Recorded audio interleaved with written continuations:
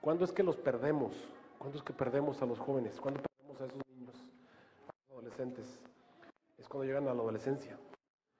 Y es ahí donde el padre debe entrar al relevo. Pero eso lo vamos a hablar esta tarde, no esta mañana. Así que esta mañana les quiero hablar acerca de 7 años. 7 años que están en la profecía. Si ustedes abren sus Biblias en el libro de Daniel, capítulo 12. Y ya sé que es tarde. Originalmente iba a tomar un buen tiempo para hablar de algunas otras cosas, pero voy a cortar el sermón y me voy a ir a lo importante, que es la razón por la que estamos todos. Hemos estado dando una serie de temas. El pasado, el viernes, ayer tuvimos otro, y esta mañana vamos a concluir con el número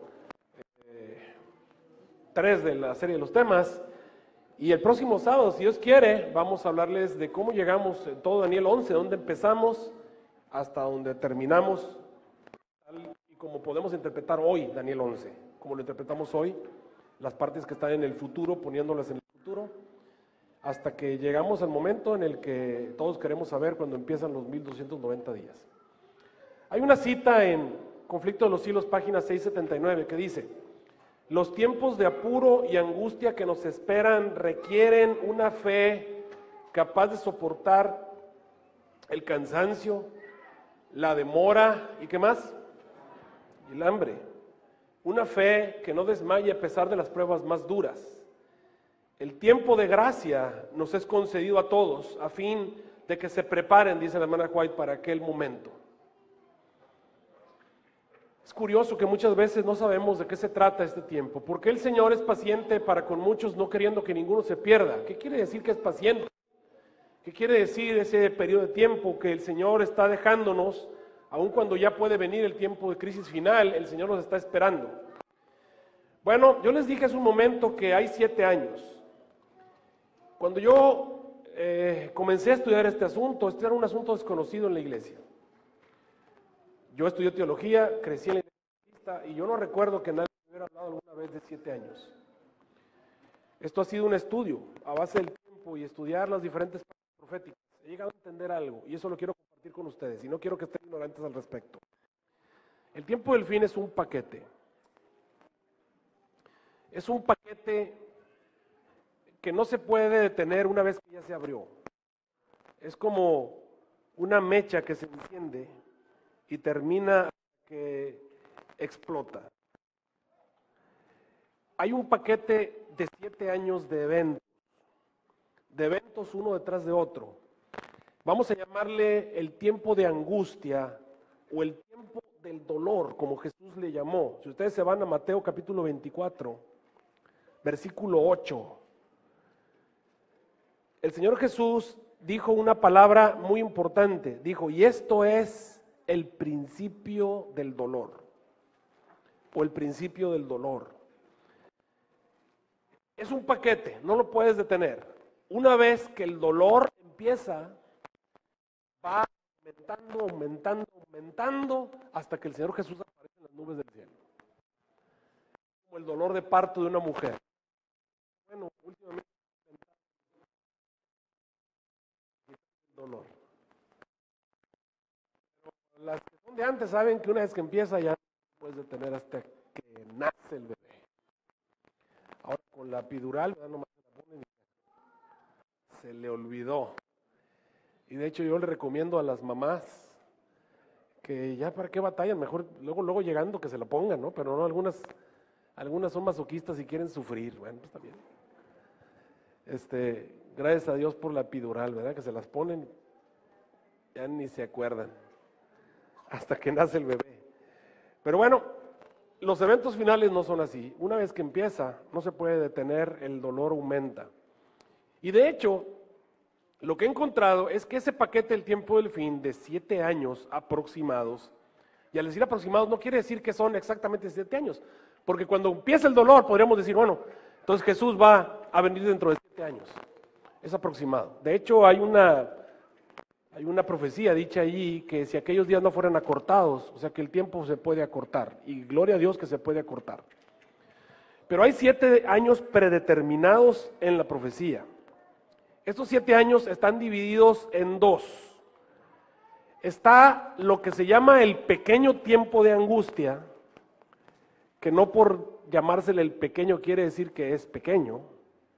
Se le llama pequeño porque al otro se le llama el gran tiempo de angustia. Al gran tiempo de angustia lo conocemos como el tiempo de angustia de Jacob. En ese tiempo de angustia, que va a durar aproximadamente 3 años y medio, eso lo vamos a presentar hoy, lo vamos a ver. Ese tiempo de angustia va a destruir el planeta Tierra.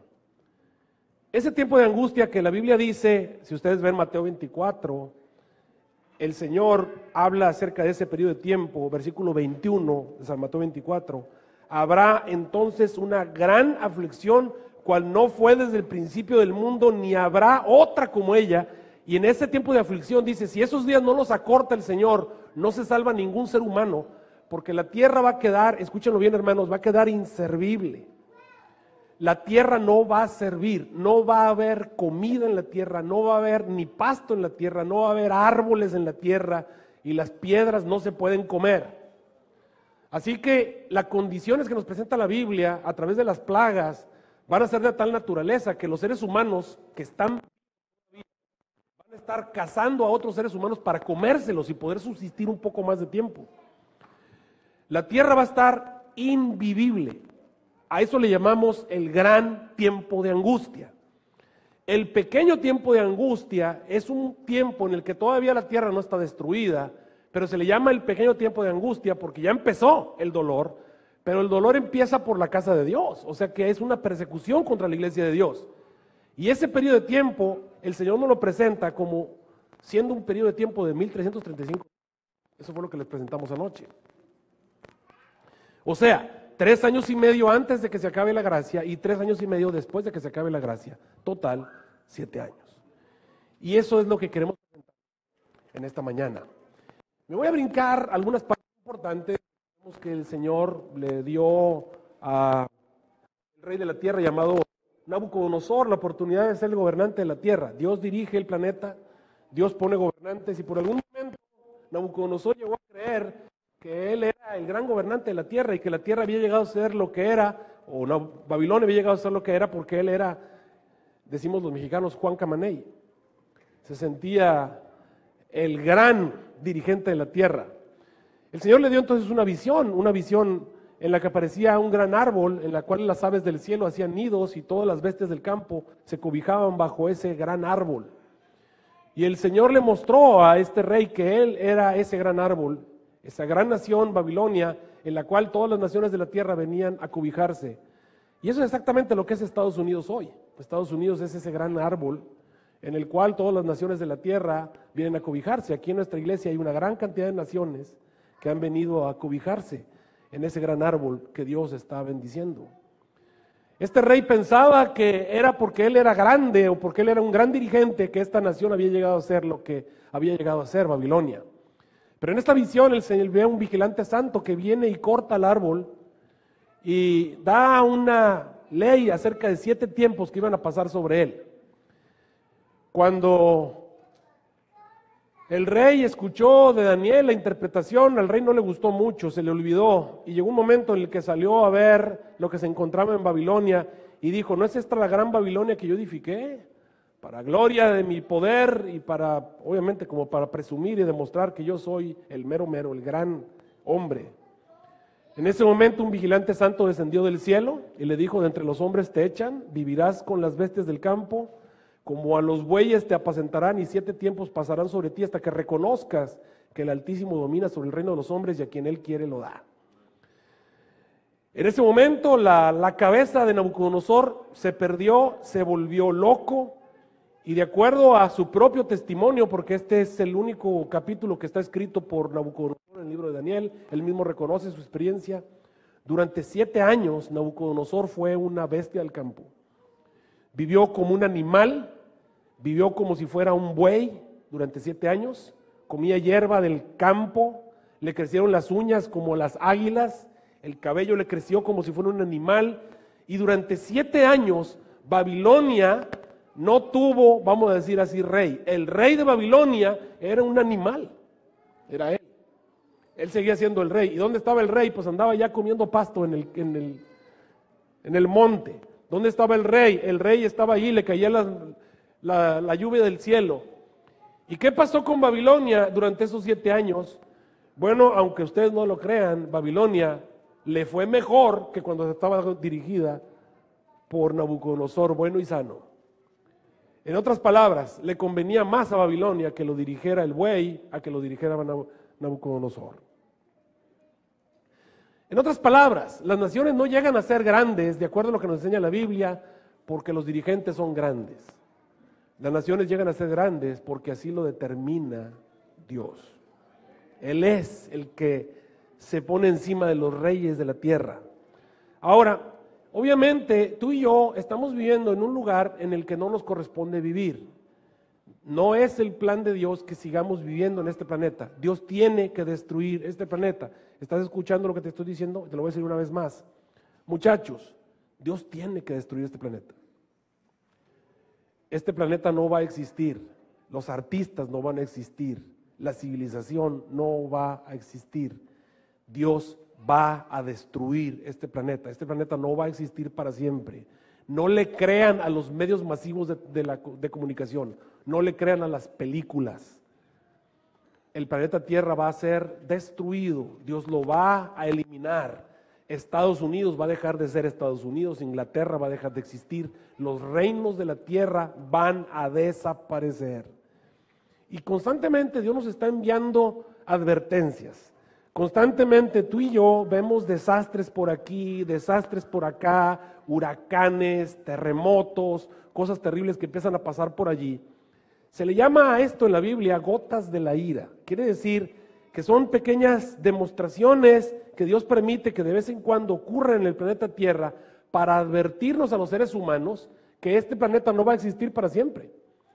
De vez en cuando estos desastres naturales llegan a la tierra, destruyen los edificios, destruyen las casas, destruyen las playas, destruyen los carros, destruyen las cosas que tenemos en este mundo. Es una manera de Dios de advertirle a los seres humanos que este planeta no va a existir para siempre.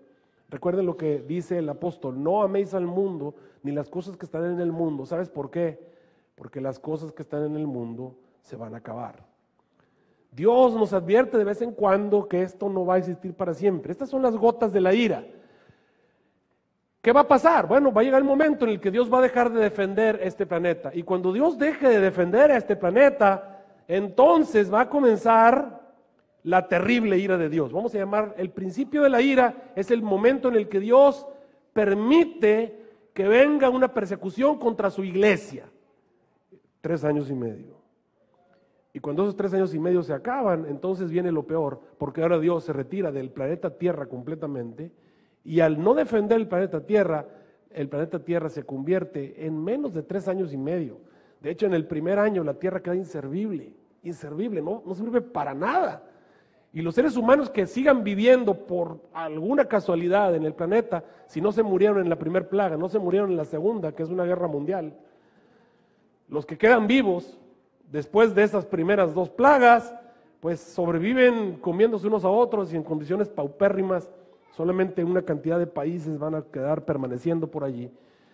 Y gracias a Dios que esos días pueden ser acortados, porque de otra manera ninguna carne podría sobrevivir. Esta ira de Dios va a venir. Este mundo va a desaparecer. Ahora, recordemos lo que hemos leído hasta aquí. En Mateo 24, versículos 15 al 20, encontramos algo que Jesús dijo: cuando viereis la abominación del asolamiento que fue predicha por Daniel profeta, que estará en el lugar santo, el que le entienda, entonces los que estén en Judea huyan a los montes. Y anoche alguien me preguntó: pastor, ¿por qué dice Jesús que tenemos que huir? Si ya nos van a estar persiguiendo, ¿por qué la ley dominical? ¿Para qué sirve la ley dominical? Si ya nos están persiguiendo. Bueno, la razón por la que viene una ley dominical es para que nos escondamos de cualquier ser humano, porque lo que sigue es que ahora la tierra va a ser destruida. Pero ¿por qué no nos escondemos desde antes? Alguien estaba diciendo, bueno, antes de que empiece todo me voy y me escondo y me libro de la primera persecución que viene contra la iglesia y también me libro de la otra. Entonces tú no tienes ningún sentido del servicio. ¿Sabes cuál es la razón por la que Dios nos llamó? ¿Cuál es la orden del Señor? Id y haced discípulos ¿de qué? Todas las naciones. Y me seréis testigos, dijo el Señor. Dios nos ha llamado a dar testimonio. ¿Y cuál es la misión de la iglesia? Salir de ella, pueblo mío. Nosotros somos responsables de hacer que se acabe el esparcimiento. Si no hacemos que se acabe el esparcimiento en el escuadrón del pueblo santo, Jesús no va a venir. Así que el pueblo de Dios ha sido llamado a ser testigo. El pueblo de Dios ha sido llamado a ser luz, no a esconderse bajo el almud, sino ponerse sobre el candelero para que alumbre a todos los que están en casa. El pueblo de Dios ha sido llamado a traer a los perdidos. El pueblo de Dios ha sido llamado a predicar el evangelio, ir hasta los confines de la tierra y convertirlos y doctrinarlos y bautizarlos en el nombre del Padre, del Hijo y del Espíritu Santo. El pueblo de Dios ha sido llamado a predicar. ¿Sabes por qué no lo hacemos hoy? Porque no tenemos el amor de Cristo viviendo en nuestros corazones. Y por eso viene un zarandeo, para que se salgan todos los que no tienen esa misión en el corazón y solamente van a quedar los que de veras tienen esa misión. El que pasa por esa primera prueba, persiste a través de la persecución, sigue predicando. Y San Mateo 24:14 dice, será predicado el evangelio del reino por martirio en todas las naciones y entonces vendrá el fin. Después de eso viene la ley dominical. ¿Y para qué sirve la ley dominical? Es la señal para que dejen de predicar y se vayan a esconder, porque lo que sigue es que Dios deja de proteger este planeta y entonces se va a poner ahora sí muy feo. Antes estaba feo, pero ahora va a estar peor. Por eso dice ahí, cuando veas la abominación del asolamiento, que es la ley dominical, que fue predicha por Daniel el profeta, que estará en el lugar santo, el que le entienda, entonces los que estén en Judea huyan a los montes, el que esté sobre el terrado no descienda a tomar nada en la casa, el que esté en el campo no vuelva atrás a tomar sus vestidos, orad porque vuestra huida no sea en invierno ni en sábado. Ahora recordemos la cita de Elena G. de White. Dice, no está lejano el tiempo en que como los primeros discípulos seremos obligados a buscar refugio en lugares desolados y solitarios. Así como el sitio de Jerusalén por los ejércitos romanos fue la señal para que huyesen los cristianos de Judea, así la asunción de poder por parte de nuestra nación, Estados Unidos, con el decreto que imponga el día de descanso papal, será para nosotros una amonestación. Entonces será tiempo de abandonar las grandes ciudades, prepararnos para abandonar las menores en busca de hogares retraídos en lugares apartados entre las montañas. Elena G. de White nos dice, la señal para huir es la ley dominical de Estados Unidos. Jesús nos dijo, la señal para huir es la abominación del asolamiento. Jesús nos dice, la señal para huir es la abominación del asolamiento. Elena G. de White nos dice, la señal para huir es la ley dominical de Estados Unidos. Por lo tanto, la ley dominical y la abominación del asolamiento son el mismo evento. La ley dominical de Estados Unidos de América, no la ley dominical ni de México, ni de Argentina, ni de Chile, ni de Paraguay, ni de Venezuela, ni de Brasil, ni de ningún otro país del mundo, es importante. La única ley dominical que importa es la de Estados Unidos. Y alguna gente me dice, pastor, ¿y cómo está ese asunto? ¿Y por qué tenemos que vivir en Estados Unidos? ¿Sabes qué es lo que yo creo, después de que él ha estudiado todo esto? Yo creo que el último país que va a publicar la ley dominical es este país. Todos los demás van a ser primero. Y si no me lo crees, ve cómo está el asunto. Mira, ¿quiénes son los primeros que empezaron a casar homosexuales? ¿Y quién es el último? Aquí todavía hay estados en los que no quieren. Estamos hablando de, este va a ser el último que lo va a hacer. Este va a ser. Todos los demás ya lo van a haber hecho. Así que no se sorprendan. Esto es la abominación del asolamiento. Es el momento en el que el Señor retira su protección. Y cuando Dios retire su protección del planeta Tierra, hay que irse a esconder. ¿A dónde? A donde nos digan los ángeles, a donde nos diga el Espíritu Santo. Es tiempo de esconderse. Por eso es que tenemos que entenderlo tal y como lo presentamos ayer. ¿Cómo dice la profecía de Daniel 11? ¿Qué tenemos que hacer? Ubíquense todos en Daniel 11, los que han estado siguiendo la serie, saben de lo que estamos hablando, Daniel capítulo 12, versículos 11 y 12. Y desde el tiempo en que fuera quitado lo que llamamos el continuo, hasta la ley dominical, va a haber un periodo de tiempo de 3 años, 7 meses, o sea, 1290 días literales. Bienaventurado el que espere y llegue hasta 1335 días, son otros 45 días. El día de ayer explicamos que esto es lo que llamamos la profecía de los 1335 días, que realmente equivalen a un periodo de tiempo de 3 años, 8 meses, 15 días. En lenguaje antiguo, en tiempo moderno serían 3 años, 7 meses, aproximadamente. Es el tiempo, o sea, 3 años y medio, un poquito más de 3 años y medio, que es el tiempo desde que es quitado lo que llamamos el continuo. El día de ayer explicamos lo que es el continuo. El continuo básicamente es el santuario, es el plan de salvación presentado tal y como lo presenta el santuario, tal y como Dios lo dejó. Cuando el Señor estableció el santuario, Él dijo, claramente cómo se establece y cómo se traza el plan de salvación. Ahora, desgraciadamente el santuario ha sido atacado, el santuario ha sido pisoteado, el santuario ha sido destruido, y como resultado hay un montón de santuarios falsos, hay un montón de santuarios adulterados. Todas las iglesias cristianas presentan un plan de salvación, o sea, un santuario, pero es un santuario falso o es un santuario adulterado. Por ejemplo, ayer presentábamos, por ejemplo, el santuario que presenta la Iglesia Católica. La Iglesia Católica romana, perdón, porque realmente la palabra católica, bueno, está por demás. La Iglesia romana te dice que para salvarte lo primero que tienes que hacer es bautizarte. Por eso agarran un bebé y lo bautizan. Ese es un santuario adulterado, porque en el santuario, en el plan de salvación, lo primero que hace un creyente es poner sus manos sobre el cordero, o sea, primero acepta al cordero, primero cree y luego se bautiza. Pero en el santuario de la iglesia romana, ellos te pusieron primero el lavacro. Eso es un santuario adulterado. Te colocaron que la persona, en vez de confesarse sobre el cordero, como era el santuario normal, la persona se confiesa sobre el sacerdote. Ese es un santuario falso, ese es un santuario destruido, es un santuario adulterado. Y tú te vas a encontrar que los bautistas, por ejemplo, los metodistas también te bautizan primero a los bebés. Por ejemplo, también te dicen que en el lugar santísimo no están las tablas de la ley. Un santuario falso, son santuarios adulterados. Tú vas a cualquier iglesia de la tierra, bautistas, metodistas, anglicanos, presbiterianos, ¿y qué te vas a encontrar? Te vas a encontrar santuarios falsos, santuarios adulterados, planes de salvación falsos, adulterados. Por eso el Señor ha establecido a alguien tiene que predicar el santuario tal y como es, alguien tiene que presentar la verdad tal y como el Señor lo presentó. El Señor le había dicho a Daniel que después de los 2300 días el santuario iba a ser restaurado.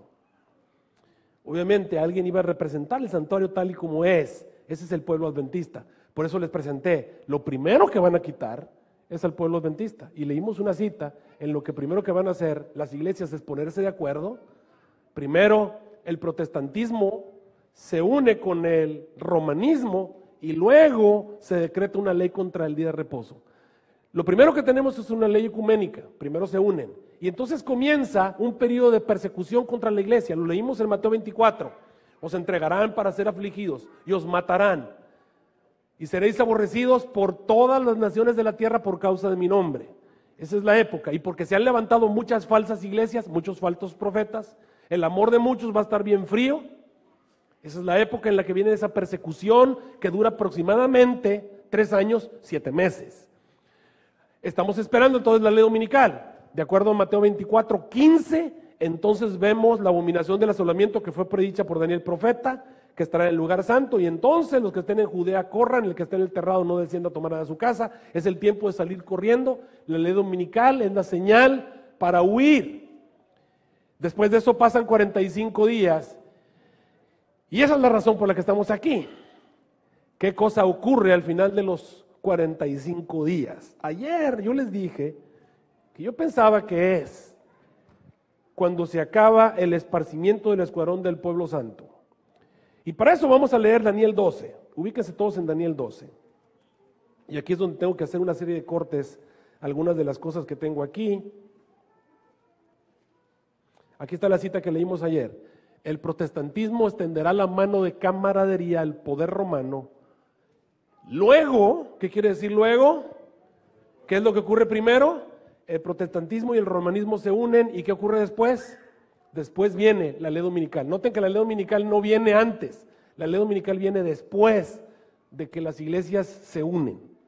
Recuerden los 2 edictos, el edicto de la ley dominical de Daniel y el edicto que sería la estatua de oro en la llanura de Dura, y el edicto ecuménico, que es el edicto de que todos tienen que adorar igual por 30 días y si no te avientan a los leones. Son los 2 edictos que se encuentran en Daniel que se tienen que cumplir. Así que vamos a verlo de acuerdo a esta luz. Bienaventurado el que espere y llegue hasta 1335 días, una ley ecuménica. ¿Y qué representa esto? Bueno, sí les voy a leer estas citas del Espíritu de Profecía que son importantes. Aquí están. Las persecuciones de los protestantes por parte del catolicismo, debido a las cuales la religión de Jesús fue casi aniquilada, serán más que imitadas cuando se unan el protestantismo y el papado. ¿Qué digo que va a pasar cuando se unan? ¿Qué va a pasar cuando se unan? Se van a repetir las persecuciones que alguna vez la Iglesia Católica hizo contra el pueblo de Dios. Acá abajo, aquellos que deseen refrescar su memoria y ser instruidos en la verdad, estudien la historia de la iglesia primitiva durante el día del Pentecostés y el tiempo que le siguió en forma inmediata. Estudien cuidadosamente en el libro de los Hechos las experiencias de Pablo y de otros apóstoles, porque el pueblo de Dios en nuestros días debe pasar por experiencias similares. Las persecuciones que ustedes vean en el libro de los Hechos es algo que se va a cumplir. Recuerden lo que dijo en los últimos días. Las profecías del capítulo 11 del libro de Daniel casi han alcanzado su cumplimiento final. Me brinco todo esto que está aquí. Entonces, primero van a quitar el continuo y luego se decreta una ley contra el día de reposo. Y esto no es nuevo. Y algunos dicen, pastor, ¿por qué primero va a haber una persecución contra la iglesia? ¿Sabes por qué? Porque si Dios no permite que venga una persecución a la iglesia, no viene el Espíritu Santo. ¿Sabes qué necesita Dios para que venga el Espíritu Santo? Para que venga el Espíritu Santo, bueno, para empezar, Dios está esperando que se acabe el esparcimiento del escuadrón del pueblo santo. El escuadrón del pueblo santo todavía está esparcido. ¿En dónde está el pueblo santo? Pues están entre los testigos, entre los bautistas, entre los presbiterianos o los anglicanos, los metodistas, los episcopales y entre los católicos y entre todos los pentecostales. Ahí está el escuadrón del pueblo santo. Ahí están. ¿Y qué se requiere para que salgan? Pues se requiere una persona que dé testimonio tal y como debe darlo. Una iglesia que dé su testimonio. Desgraciadamente la iglesia adventista no lo está haciendo. Necesitamos el poder del Espíritu Santo para convencerlos, para que salgan de allí, para que escuchen claramente la voz de Dios. Porque no nos escuchan muy claramente. De vez en cuando dicen, bueno, voy a ver qué enseñan los adventistas. Y vienen a nuestra iglesia y ¿qué se encuentran? Ay. No les dan muchas ganas de venir. Hace unos meses atrás vino una persona, una sociedad de jóvenes aquí a nuestra iglesia y se sentó por aquí en nuestra iglesia y hizo unos comentarios en nuestra página y los comentarios fueron, tengo mucho tiempo que no venía a la iglesia, dice, pero ahora que vine a la iglesia, dice, nunca había visto una iglesia tan desordenada, dice, había ruido por todos lados, dice, los papás permitían que sus niños anduvieran brincando en la plataforma y que anduvieran por aquí brinque y brinque. O sea, una cosa es que los niños sean niños y otra cosa es que los papás los dejen. Y dice, no solamente eran ellos, el problema era que los adultos estaban platicando como si fuera un mercado. No estaba hablando de otra iglesia, no, estaba hablando de esta iglesia. ¿Cuál es el problema? ¿Por qué no viene el Espíritu Santo? ¿Sabes qué se requiere para que venga el Espíritu Santo? Se requiere que triunfemos sobre el egoísmo, que nos quitemos el amor al mundo y que nos deshagamos de los pecados acariciados. ¿Cuándo va a pasar eso? Así como estamos. ¿Ustedes creen que en algún momento alguna iglesia del planeta Tierra va a hacer esas tres cosas para que venga el Espíritu Santo? Bueno, yo no tengo tanta fe. Yo creo que lo que va a hacer el Señor es que va a tener que sacar el cinto y con el cinto en la mano nos va a obligar a hacer esas tres cosas que tenemos que hacer para que venga el Espíritu Santo. Y por eso te voy a leer esta cita. Mira lo que dice esta cita. Al empezar el tiempo de angustia, ¿cuándo? A ver, ubíquense, ¿cuándo? ¿De cuándo está hablando la hermana White? Cuando comienza el tiempo de angustia, fuimos henchidos del Espíritu Santo. A ver, tiempo, ¿hasta cuándo, de acuerdo a lo que nos está diciendo, vino el Espíritu Santo? ¿Vino a la buena o vino a la mala? Puede venir hoy el Espíritu Santo, pero se requiere que nos quitemos el amor al mundo, que nos quitemos los deseos de supremacía y que nos quitemos los pecados acariciados. ¿Cuáles son los deseos de supremacía? Los deseos de supremacía son querer mandar. Querer mandar. Las broncas en las juntas, las broncas, no, es que son puros asuntos de liderazgo. Eso se tiene que acabar. Se tiene que acabar el egoísmo, yo primero, y si no lo hago yo, pues entonces no voy, no lo hace nadie, nadie lo hace mejor que yo, el egoísmo. Y los pecados acariciados, o sea, las cosas que haces mal, que las sigues haciendo, se tienen que eliminar. A lo mejor lo hace uno, a lo mejor lo hacen dos, a lo mejor lo hacen tres, pero ¿tú crees que toda la iglesia lo va a hacer? ¿Cuándo lo va a hacer? Pues cuando Dios permita que venga un tiempo de angustia. ¿Qué va a pasar? Te van a quitar tu trabajo, te van a quitar tu dinero, van a meter a la cárcel a los líderes, van a confiscar las iglesias. Ahora sí, ¿de qué quieres ser primer anciano? ¿De qué quieres ser director de escuela sabática? ¿De qué quieres ser director de conquistadores? ¿De qué quieres ser director de jóvenes? Si no hay ni iglesia, ¿a quién quieres dirigir si no sabes si los hermanos están bien o están mal? Y resulta que los que estaban de dirigentes están en la cárcel o están por allá, y el que estaba de pastor de pronto es el primero que está entregando a los miembros de iglesia. Ahora si ya no sabes si tu vecino que era adventista, que te caía gordo, ahora resulta que es el único que sigue el Señor, y ahora sí ya te cae bien porque es el único que más o menos está de acuerdo contigo. Como resultado, se quitan los deseos de supremacía, se quitan el amor al mundo, se quitan los... Ahora sí, mira, ya no te acuerdas del partido de fútbol, no te acuerdas de la novela, lo único que quieres es que el Señor te proteja, que tengas que darle de comer a tus hijos, que tengas un lugar para dormir y que puedas seguir guardando el sábado y creyendo como tú crees. Ese es el momento en que los cristianos de veras se ponen las pilas y empiezan a vivir como cristianos. Ahora sí caes de rodillas porque ahora sí necesitas al Señor. ¿Cuándo nos ponemos de rodillas? Cuando tenemos enfermedad, cuando no tenemos trabajo, cuando tenemos una crisis en la casa, cuando tenemos una crisis terrible, es cuando venimos y caemos de rodillas. Lo podemos hacer hoy, pero no lo hacemos hasta que el Señor permita que venga esta persecución. Por eso dice allí, al empezar el tiempo de angustia, ahora sí, fuimos henchidos del poder del Espíritu Santo, es cuando salimos a proclamar más plenamente. ¿Qué cosa salimos a proclamar? ¿Por qué el sábado? Anoche les dije, todas las iglesias se van a ir poniendo de acuerdo, se van a parecer tanto a la verdad. Las únicas dos cosas que van a seguir siendo puntos en los que podemos definir quién es quién, va a ser el estado de los muertos y el sábado. En todo lo demás se van a parecer, van a ser igualitos, igualitos. Y les puse un ejemplo, ustedes van a la iglesia de Roma, y la iglesia de Roma miren, todavía los hispanos de aquí de Estados Unidos, la iglesia de Roma de Estados Unidos, aquí, entre hispanos todavía hacen sus asuntos así, procesiones idolátricas todavía. Pero ustedes van a una iglesia de Roma, de anglos, y ustedes la van a ver y se parecen a las iglesias protestantes, pero una barbaridad, son igualitos, igualitos. Ya no hacen oraciones a la Virgen, ya no andan con una cosa de yeso ahí caminando por las calles, ya no andan haciendo procesiones, ya no, ahora leen la Biblia y se defienden, es una cosa tremenda, estudian, parecen protestantes, son camaleones, ¿verdad?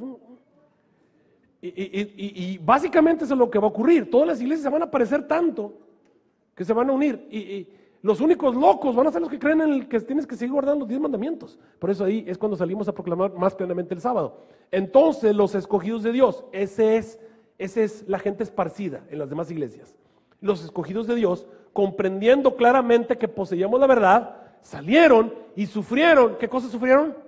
La persecución. Ese es el momento en el que se acaba el esparcimiento del escuadrón del pueblo santo. Cuando estas personas entienden que poseemos la verdad, entienden que tenemos razón en cuanto al sábado. ¿Por qué no lo entienden ahora? Porque se los decimos tú y yo. Pero ahora se los va a decir el Espíritu Santo. Y entonces entienden que tenemos razón, y ese es el momento en el que abandonan esos lugares. Ahora sí, salí de ella, pueblo mío, y el pueblo de Dios sale. Y yo puedo decir, ese es el momento en el que bienaventurado y espere hasta 1335 días, el momento en el que se acaba el esparcimiento del escuadrón del pueblo santo, ahí está el pueblo santo.